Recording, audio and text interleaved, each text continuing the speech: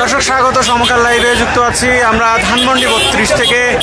আজ যে বুলডোজার মিছিল নিয়ে ধানমন্ডি 32 ঘুরিয়ে দেওয়ার কথা ছিল, সেই কর্মসূচি কিন্তু শুরু হয়েছিল রাত 8টা নাগাদ, এখনও কিন্তু সেটি চলছে। এই মুহূর্তে আমরা দেখতে পাচ্ছি এই 32 যে মোড়টি রয়েছে, সেই মোড়ে একটি বিশাল বুলডোজার সাদৃশ্য একটি বাহন নিয়ে আসা হয়েছে